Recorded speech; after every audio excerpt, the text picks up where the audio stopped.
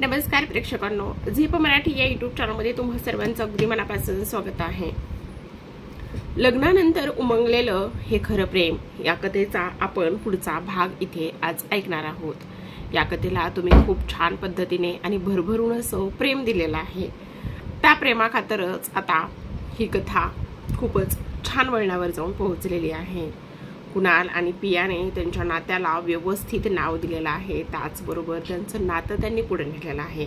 ह्या सर्व गोष्टींचा आपण पाहिलेल्याच आहेत, पण आता इथून पुढे आणखी पिया आणि कुणाल कशा पद्धतीने त्यांचा नवीन संसार थाटतात, त्याचबरोबर त्यांच्या आयुष्यामध्ये काय काय होणार आहे हे सुद्धा आपण जाणून घेणार आहोत। आता कुणालने पियाला म्हटलेलं असतं, नेक्स्ट टाइम तुला मी वन पीस गिफ्ट देण्यापेक्षा एखादी साडीच गिफ्ट देईल असंच मला वाटते, कारण तिला सुट्टी असते आणि ती साडी नेसण्याचं काम करत असते। आता पुढे ऐकूयात। तो तिला म्हणत असतो, खाली जाताना थोडंसं सावकाश जा, तुझं सरप्राईज खाली वाट बघतंय, उगाच ते सरप्राईज बघून चक्कर येऊन पडशील तो।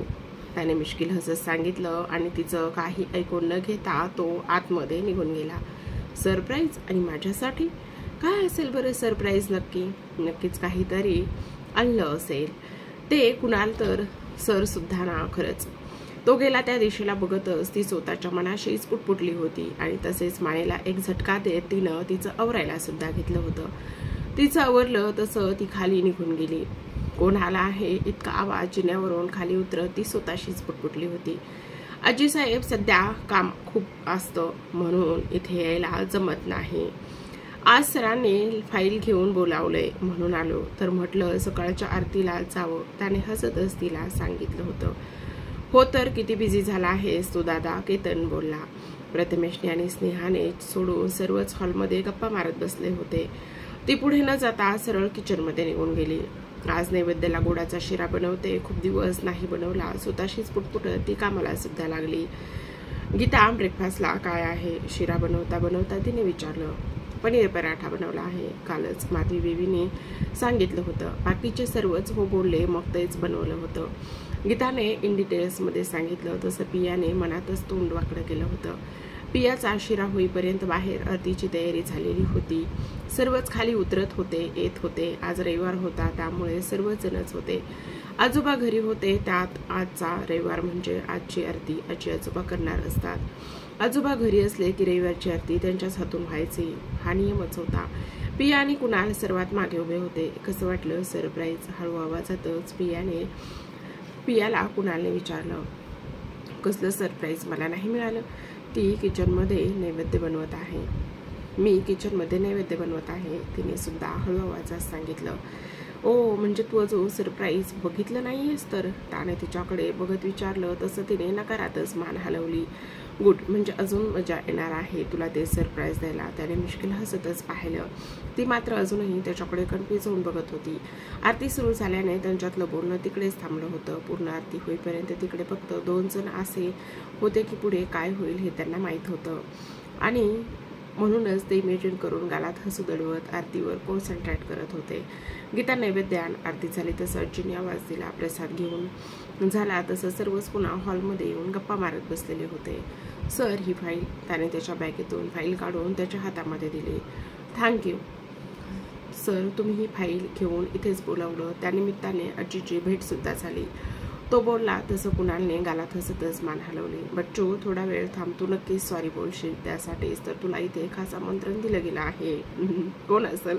हवेत ना, मजा येणार आहे। ज्याला पुढे काय होणार आहे ते माहीत होतं, तो म्हणजेच प्रथमेश मनातच पुटपुटला होता। हा नक्कीच ऑफिसचा मॅटर आहे। राहुल, आमची पिया नीट काम करते ना? आजीने विचारलं। आता पियाचं सरप्राईज कुणालने आज राहुलला घरी बोलवलेलं होतं। आता ते दोघे समोर आल्यावर काय होणार हे फक्त कुणाल आणि प्रथमेशलाच माहिती होतं, म्हणूनच ते दोघे गालातच हसत होते। हां, शिकते ती, तसं काम नीटच करते, पण तिच्या सुट्ट्या खूप जास्त होत आहेत बघा। राहुलने सहज सांगावं तसं सांगितलं आणि इथे स्नेहाचे डोळे मोठे झाले होते। वकील होती ती, लगेच ते बारकावे लक्षात येत होते। तिला काहीतरी गडबड आहे हे जाणवलं होतं। तसं तिने तिची नजर लगेच प्रथमेशकडे वळवली तर तो गालात त्याचा हसू दडवत असल्याचं तिला जाणवलं होतं। आता नक्कीच काहीतरी धमाकेदार होणार याची पूर्वकल्पना येऊन ती सुद्धा सज्ज झाली होती. राहुल मात्र होता येईल तेवढं पियाची इमेज डाऊन करत होता. तिच्या उशिरा येण्याचं आणि सुट्ट्यांचं कारण सांगून आजी मात्र आपल्याला जसं ओळखतात तसे पियाला सुद्धा ओळखतात असा काहीसा गैरसमज झालेला त्याचा, म्हणूनच त्याचं सांगणं चालू होतं. पण त्याचं ऐकून बाकी सर्वांना सुद्धा काहीतरी गडबड जाणवत होती. आजी सुद्धा गप्प ऐकत होत्या. पिया आजींनी आवाज दिला तसं पिया बाहेर डोकावली. हे बघ कोण आला आहे. मुद्दामच आजींनी तिला सांगितलं तसं ती बाहेर आली आणि तेवढ्यातच राहुलने सुद्धा मागे वळून पाहिलं. त्याला समोर साडी नेसलेली पिया दिसली. किचनमधून बाहेर येत होती. तिला तिकडे बघून तो थोडासा गोंधळला होता. तशीच काहीशी अवस्था त्याची सुद्धा होती. त्या दोघांचं डोळे मोठे झाले होते. तिकडे एकमेकांना बघून त्या दोघांपैकी कोणी काही बोलेल त्याआधीच कुणालमध्येच बोलला. मला उशीर होतोय, ब्रेकफास्ट लाव. राहुल तू सुद्धा ब्रेकफास्ट करूनच जा, कुणालने सांगितलं. पण त्याचं गालात हसू दडवलेली नजर पियावर रोखली होती. ती सुद्धा एकदा राहुलकडे बघत होती तर एकदा त्याच्याकडे पाहत होती. पिया तू इथे? त्याच्या नजरेत आश्चर्य स्पष्ट दिसत होतं. हॅलो राहुल सर, कसनुसं हसत पियाने विश केलं. ओनली राहुल आणि पिया मॅडम, अगदीच निर्विकार चेहऱ्याने कुणालने सांगितलं आणि डायनिंग टेबलवर जाऊन बसला सुद्धा. इथे तो तुझा सिनियर नाही आणि ती तुझ्या अंडर काम करणारी एम्प्लॉई नाही. इथे ती तुझी बॉस आहे, मिसेस पिया कुणाल मोहिते, आणि तू तिचा एम्प्लॉई. कुणालने अगदी शांतपणे सांगितलं. पण त्याने जे सांगितलं हे ऐकून राहुल मात्र चांगलाच धडपडला होता, उडाला होता. पण त्याने जे सांगितलं हे ऐकून राहुलला शॉक लागला होता. त्याने आता काय रिॲक्ट करावं हे त्यालाच कळत नव्हतं. पिया तू सुद्धा ब्रेकफास्ट कर बस. काकी आज काय स्पेशल? काही झालंच नाही. आविर्भावात कुणाल बोलत होता तर प्रथमेश मात्र राहुलच्या चेहऱ्यावरचा हावभाव टिपत होता आणि त्याला हसू सुद्धा येत होतं. पण ते मुश्किलीने तो हसू ते दडवत होता. पिया सुद्धा कुणालचं ऐकून चांगलीच गोंधळलेली होती. राहुल आतापर्यंत तिला कितीतरी वेळा ओरडला ते तिला आठवत होतं आणि यापुढे आता तो कसा वागेल आणि उद्यापासून तिला कशी ट्रीटमेंट मिळेल ह्या कल्पनेनेच ती तिकडे स्तब्ध झाली होती. राहुल पिया बसताय ना? दोघांना उभं बघून कुणालने विचारलं. तसं दोघंही होकारार्थी मान हलवतच आपापल्या जागेवर येऊन बसले. सॉरी सर, ते म्हणजे तो पुढे बोलतच होता की कुणालने त्याला हात दाखवूनच तसंच अडवलं. त्याला माहित होतं तो काय बोलणार आहे. तर आपल्याला लेट होतंय, पटकन आवर. कुणालने सध्या तरी तो विषय टाळत सांगितलं. तरी तुला किती वेळा बोललो होतो तिला काही बोलत जाऊ नकोस म्हणून, पण नाही, तुला ऐकायचं नव्हतंच. आता भोगा आपल्या कर्माची फळं. ते तर वहिनीनीच ऑफिसमध्ये सांगायला नकार दिला होता म्हणून, नाहीतर वहिनीची अगदी ठासू ओळख करून दिली असती दादाने. बेचारा गया तो राहुल. काही दिवसात किती बदल आहे. एक पहिला दिवस होता जेव्हा दादा स्वतःहून तिची ओळख लपवत होता आणि एक आजचा दिवस ती नाही बोलत असताना त्याने त्याच्या स्टाईलने ओळख करून दिली होती. प्रथमेश मनातच विचार करत होता कसं नातं आहे ना हे, कसं फुललेलं आहे. प्रथमेश सर, पिया कुणाल सरांची बायको. बाजूलाच बसलेल्या प्रथमेशला राहुलने हळूच विचारलं. हो, म्हणूनच तर तुला मी नेहमी अडवत होतो, तिला काही बोलू नकोस. पण असो, वहिनींनी नाही सांगितलं आहे म्हणून दादा सांगत नव्हता. पण तू तिला ओरडायचा थांबतच नाहीस. काय करणार तो सुद्धा. आता प्रेकर यावरून वहिनी दादावर रागू नये, नाहीतर तू गया कामसे. प्रथमेशने त्याच्या कानात हळूच सांगितलं. मी पियाला किती ओरडला आहे इथे येऊन, पण आजींना किती काय सांगितलं तिच्याबद्दल. आता तर प्रथमेश बोलतो तसं पिया कुणाल सरांना काही बोलली तर कुणाल सर मला अजिबात सोडणार नाहीत. राहुल मनातच विचार करत होता. गीता पियाला पनीर आवडत नाही. ब्रेकफास्टमध्ये पनीर असेल तेव्हा तिच्यासाठी काहीतरी वेगळं बनवायचा. पियाच्या प्लेटमध्ये नैवेद्याचा शिरा बघून कुणाल बोलला. तसं वानरसेना एका सुरातच त्या दोघांना चिडवायला लागली. पण पियाने एकदाही त्याच्याकडे बघितलं नव्हतं की समोर बघितलं नव्हतं. ती गप्प खाली मान घालून खात होती. उद्यापासून मिळणारी स्पेशल ट्रीटमेंट विचार करून तिच्या पोटामध्ये गोळा येऊ लागला होता. राहुल पिया इंटेरियरचं शिकत आहे. तिला प्रॉपर सर्व जमतंय की नाही ते बघण्याचं काम तुझं आहे. जमत नसेल तर नीट समजावून सांग, नाही तर मला सांग, मी सांगतो तिला. गरज नसताना सुद्धा समज द्यायची म्हणून कुणालने त्याला सांगितलं. हो, मी तिला त्यांना सर्व नीट सांगतो ना, त्यांच्यावर जास्त कामाचा ताण येऊ देणार नाही, काहीच अडखळतच त्याने सांगितलं. ताण आला नाही तर शिकेल कसं, कुणालने एक भुई उंचावत विचारलं. पण यावर आता काय उत्तर द्यावं हा विचार तो कुणालकडे बघतच होता.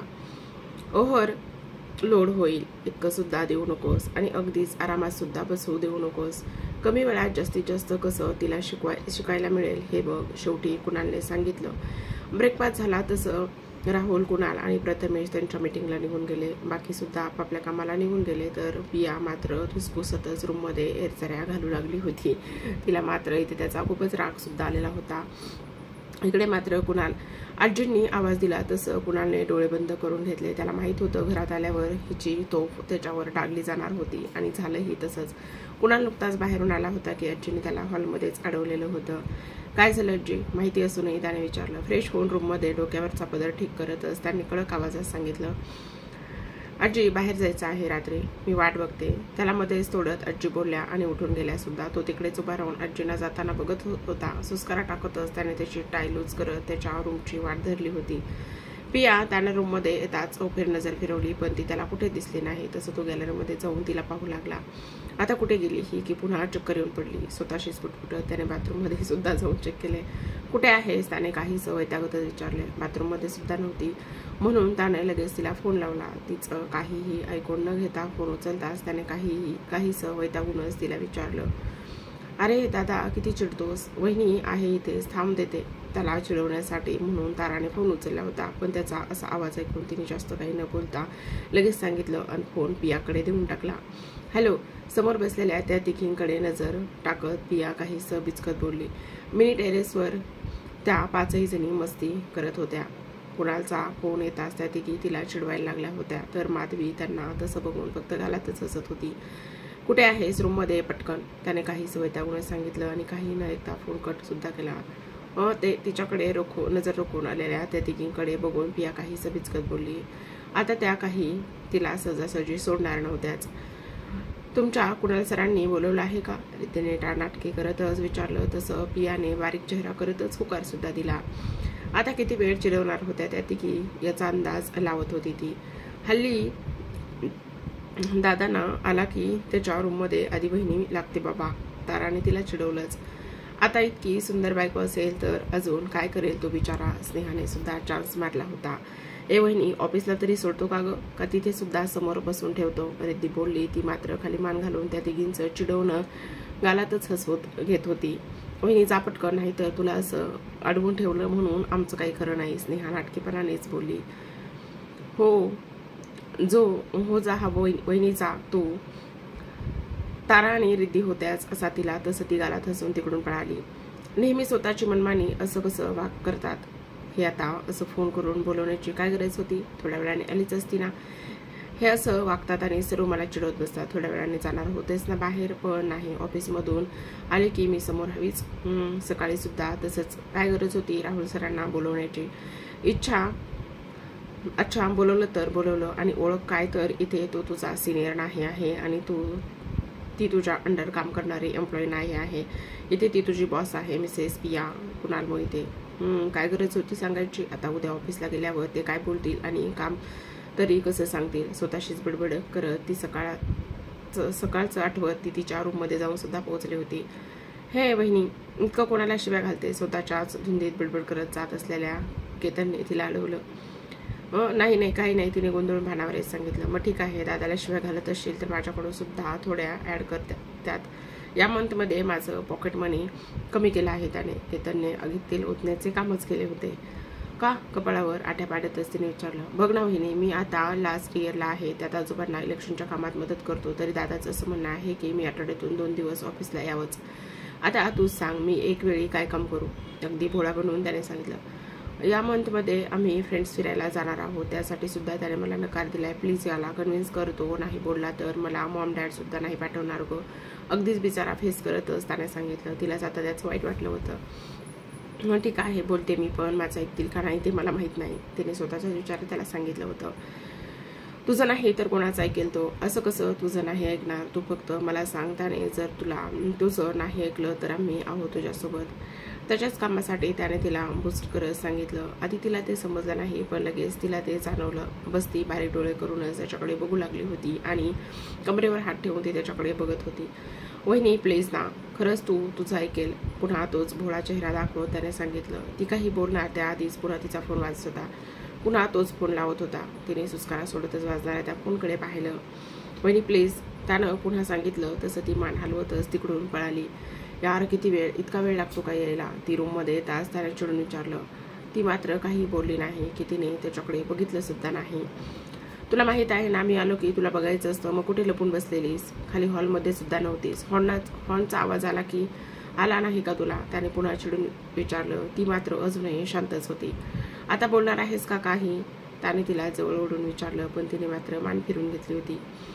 पिऊ, त्याने तिचा चेहरा स्वतःकडे वळवतच विचारलं. काय झाले? तसं त्याला माहीत होतंच, पण तरी उगाचच विचारायचं सुद्धा म्हणून त्याने विचारलं.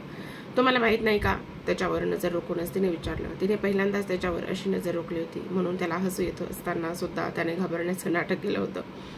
इतकं काय केलं मी की बटाट्याला सुद्धा मागे टाकशील इतके डोळे मोठे केले आहेस? त्याने मुद्दाम तिला डिवचलं. तसं तिने रागात चेहरा पुन्हा वळून घेतला. त्याने तर्जनीने तिचा चेहरा पुन्हा स्वतःकडे वळून घेतला.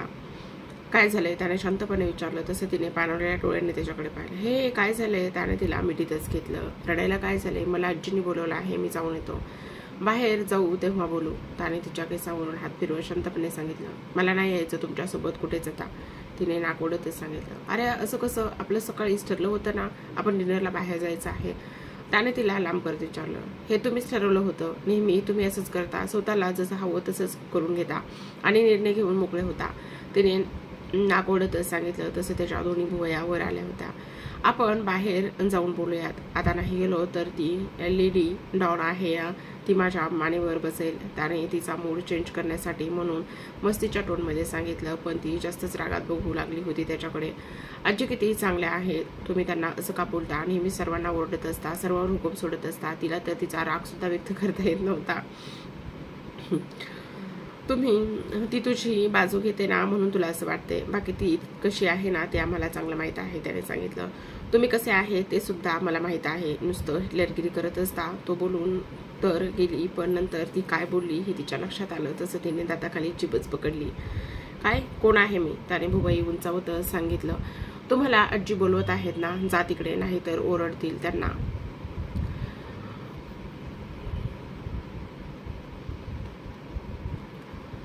जा तिकडे, नाही तर ओरडतील त्या. मला नाही यायचं तुमच्यासोबत कुठेच. तिने त्याच्याकडे पाठ करून डोळे बंद करून ठेवलेले होते. ब्लॅक साडी त्या दिवशी वानरसेनेने गिफ्ट केलेली, नेसून तयार राहा, मी 5 मिनिटात येतोय. त्याने सांगितलं आणि तो जाऊ सुद्धा लागला. मी नाही तयार होणार, मला नाही यायचे तुमच्यासोबत. त्याला जाताना बघून ती सुद्धा खरं बोलली. खरं, पण त्याच्यासमोर असं बोलताना उगाच तिच्या छातीत धडधड सुद्धा होत होतं. आहे तसंच घेऊन जाईन, मग नाही आलीस तर उचलून घेऊन जाता येतं मला. पुढे गेलेला त्याने मागे वळून बघितलं आणि सांगितलं, आणि एक स्माईल तिला देऊन तो निघून गेला. तिने चिडून तिकडे तिचा पाया पटलाच होता.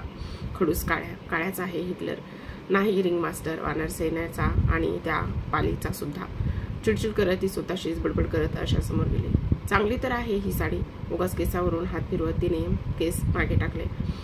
नको नको नको, मी चेंज करणार नाही, मी चेंजेस करणार नाही आणि तुमच्यासोबत येणार सुद्धा नाही. काळ्या रागातच ती पुटपुटली आणि त्याच्यासोबत जायला नको म्हणून मुद्दाम पुस्तक घेऊन बेडवरच बसली.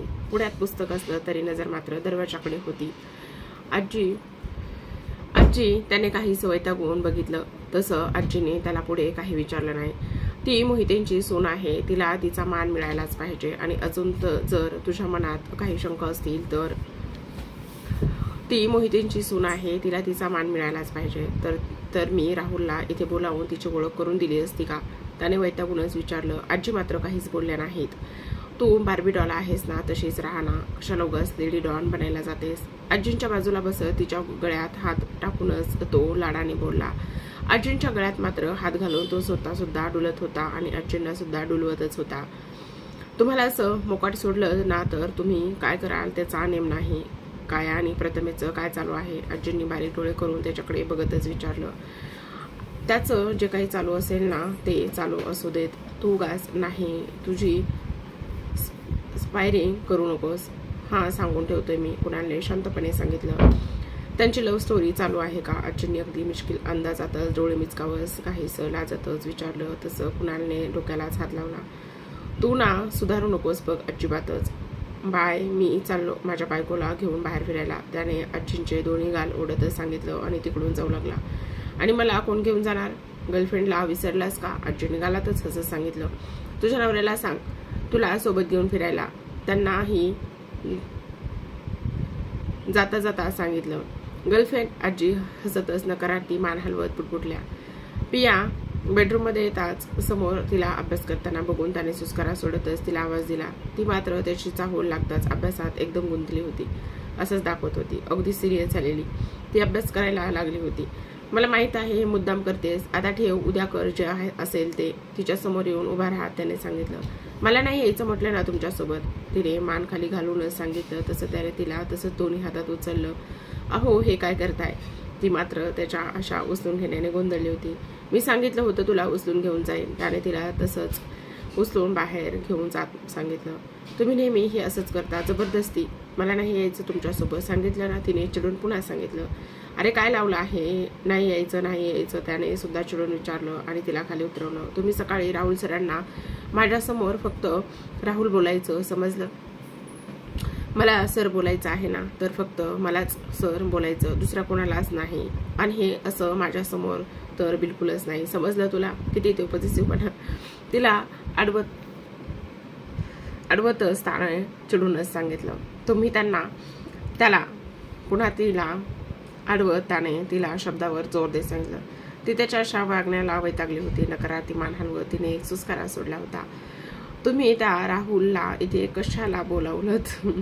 काही सडखळत पण आवाजात राग जाणवेल असा प्रयत्न करत होती ती. का म्हणजे मला फाईल हवी होती, अर्जंट होती म्हणून बोलावलं त्याला.